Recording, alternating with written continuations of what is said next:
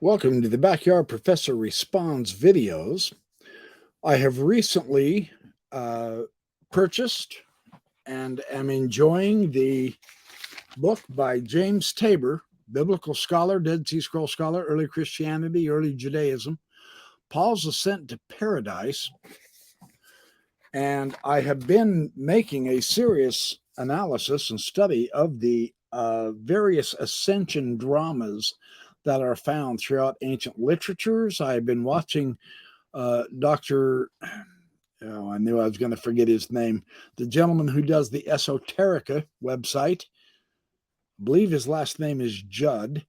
I apologize for not remembering your name. I'm very tired. I'm at the end of my day, but in reading in James Tabor's book, Paul's Ascent to Paradise, and studying the other ascension literatures, which is a very esoteric subject, and they are both Jewish and Christian and ancient Egyptian, and perhaps one of the most famous is the Mithras liturgy in the Greek magical papyri. Hugh Nibley, in his One Eternal Round, has discussed the ascension of Isaiah, the ascension of Paul, the various different apocalypses. Daniel is one of the apocalypses. Rather than focusing on the history, it is the esoteric subject of the soul's salvation that the ascension theme, the philosophy behind this, uh, is focused on. But Dr. Tabor brings in a very important point that I want to share with you that I think is worth at least giving you a heads up on, because as I delve a little bit more into the esoteric subjects, this is going to be one of my favorites. It has always been one of my favorites, and there are so many ways of approaching this in the magical materials, in the early Christian materials, in the Kabbalistic materials of their Merkava mysticism, which they do describe their ascension to the heavens as a descent into the chariot. And they are basing this on Ezekiel's incredible ascension vision that he had of God's throne, the wheeled chariot, where he describes the various aspects of the chariot and what he saw. The Son of Man on the throne in the book of Daniel, the theme of Ezekiel and Enoch being called the Son of Man. What Dr. Tabor brings out in all of this various literature and his analysis of all of the various ancient ascents, whether they're in the Hermetic materials, whether in the magical materials, the Jewish materials, the ancient Egyptian materials, etc., he does an incredibly excellent job of this, is simply this. With Paul the Apostle, in his description of his mystical ascent, which also M. David Litwa says is very prominent in the ancient Mediterranean religions, and without this knowledge, without this understanding of this mystical ascent theme, we cannot understand the New Testament. Even Jesus Christ has his ascent. This is so remarkable. Only with the Apostle Paul, however, do we have an actual firsthand account of a mystic who is describing his ascent as the foundational experience in his entire reason for not only being an apostle, but his entire reason for truly, I know there's arguments about this, but beginning the Christian religion. Paul, of course, is the earliest author in the New Testament. Now, the political, the cultural way of putting Matthew, Mark, Luke, and John first in the New Testament, not even with the first gospel, but Matthew first, because the later Christian church who won the religion wars, they stamped out all the Gnostic heretics. The Gnostic ascension materials are big. And so we don't know very much about early Christianity, which is a magnificent subject, but the very way the New Testament is structured misleads us into understanding the expansion and the evolution and the beginning of Christianity Mark was the earliest gospel. Paul was earlier than all the Gospels. The Apostle Paul did not know the earthly Jesus. He didn't know a thing about Jesus. And yet, he was the greatest apostle with the most profound influence. It is only his description of this mystical ascent that we have from a first person account from the person who had this very interesting, remarkable, breathtaking experience. All of the others are literature, the books of Enoch. They were written by someone else who described the process, the situation. They were able to elaborate and add on to all of this. Same thing with the book of Daniel. Daniel did not author the book of Daniel. I hope you realize that.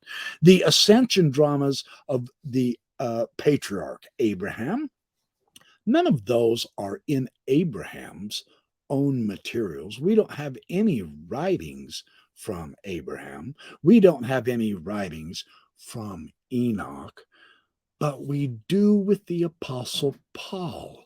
And something that positively shocked me today, and what's causing me to want to do this video, because my basis is the Mormon Church, the Church of Jesus Christ of Latter-day Saints. Joseph Smith never had an ascension to heaven either. He was always, his experiences with the sacred, his mystical experiences with his visions and his knowledge and his power, his authority, always came from heaven to him. But Paul is a first-hand account of him going to the heavens, the paradise. And he mentions the third heaven. James Tabor's analysis of that is really exquisite. So I will be in future videos talking in detail about these marvelous ideas that are in the Ascension literature, which was the basis for their religiosity, for their spirituality. And the ancient mythological, ideological themes are really fun to explore. But this basis for the Apostle Paul, this actual mystical ascent, which we have the only one in the first person, literally changes world history. And it's the only one that does. I think that's remarkably interesting because it's not that you have to believe Christianity or disbelieve Christianity. It's not about belief. It's about what is the effect of this truly mystical situation that Paul finds himself in. And how does it change his life along with his vision on the road to Damascus? And the question is, are those two experiences the same experience? That brought forward one of the truly great world religions. And for good or ill, it definitely changed and it continues to influence and change world history. One of the greatest experiences an ancient person could have, whether they were Gnostic, pagan, Christian, Jewish, Egyptian, Greek, Roman. It didn't matter. None of that matters. The greatest experience is the basis for a literal changing of world history. That's kind of fun to think on. And I will share many, many more videos on so many of these new esoteric themes that are very old esoteric themes that I do believe you are going to find extremely interesting. I will continue responding to the Mormon Church and its coming up policies or events or situations as they happen as well.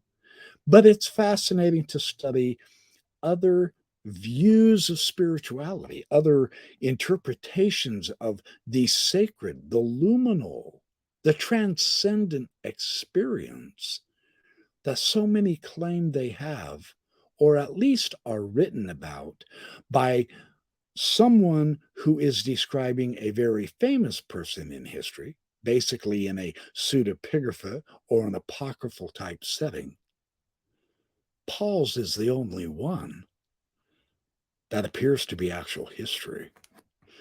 And that's going to be worth exploring. I'm very excited to share that with you, but I wanted to share that quick insight with you because that has serious significance.